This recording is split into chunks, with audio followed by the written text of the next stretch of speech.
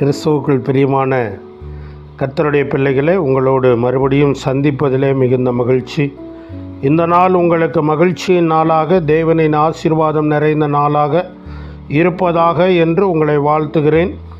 யோவான் 1ஆம் அதிகாரம் 24 முதல் 27 வசனங்களிலே யோவான் ஸ்நானகன் அவனிடத்தில் அனுப்பப்பட்ட பரிசேயர்கள் வந்து, ஐயா, நீர் கிறிஸ்துவும் அல்ல, எலியாவும் அல்ல, தீர்க்கதரிசியானவரும் அல்ல அப்படின்னு சொல்கிறீங்க, அப்புறம் ஏன் ஞானஸ்நானம் கொடுக்குறீங்க அப்படின்னு கேட்குறாங்க.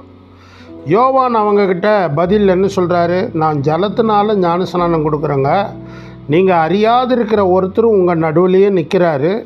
அவர் எனக்கு பின்னால் வந்தவராக இருந்தாலும் என்னை விட மேன்மையுள்ளவர்.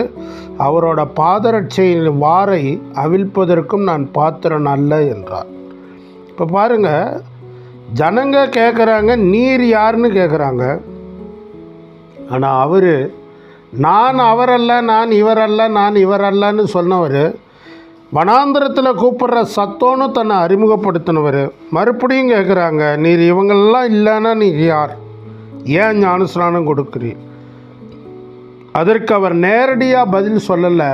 மாறாக, அவர் போல தகுதி எனக்கு கிடையாது, அவர்தான் மேன்மையுள்ளவர்னு மறுபடியும் கிறிஸ்துவை அவர் அறிமுகப்படுத்துகிறார்.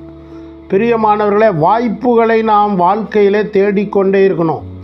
மக்கள் வந்து, ஏங்க இயேசுவை பற்றி என்கிட்ட சொல்லுங்கன்னு யாரும் வந்து உங்கள் வீட்டு கதவை தட்டுறது ரொம்ப நடக்காத ஒன்று, அல்லது ரொம்ப ரேராக நடக்கிற ஒன்று. ஆனால் கிறிஸ்துவை நாம் வாய்ப்பு கிடைக்கும் போதெல்லாம் மற்றவர்களுக்கு சொல்லிக்கொண்டே இருக்கணும்.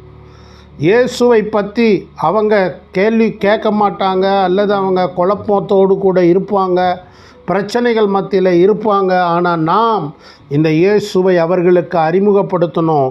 இந்த யோவான் என்ன சொல்கிறார்? அவர் எனக்கு பின்னால் வந்தவருங்க, ஆனால் அவர் என்னை விட மேன்மையுள்ளவருங்க. இதுக்கு எவ்வளோ பெரிய தாழ்மை வேணும் இல்லைங்களா? அதே போல் நீங்கள் அறியாதிருக்கிற ஒருவர் உங்கள் நடுவில் நிற்கிறார்.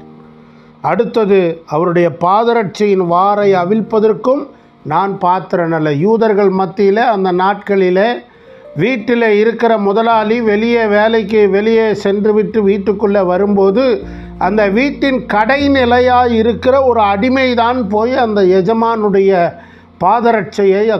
பாதரட்சை வாரை அவிழ்த்து அந்த காலணியை கலற்றி வைக்கிற வேலை செய்வான். அந்த கால்களுக்கு தண்ணீர் ஊற்றி கழுவுவான். ஆனால் யோவான் சொல்லுகிறார், நான் அந்த கடைநிலை அடிமையை விட தாழ்வானவன், எனக்கு அந்த தகுதி கூட இல்லை என்று யோவான் தன்னை தாழ்த்துகிறார். தாழ்மையுள்ளவர்களுக்கு கிருபை அளிக்கிற தேவன் நாமும் கூட ஒவ்வொரு நாளும் நம் வாழ்க்கையில் தேவனுக்கு முன்பாக நம்மை தாழ்த்த அனுக்கிரகம் செய்வாராக. ஆமென்.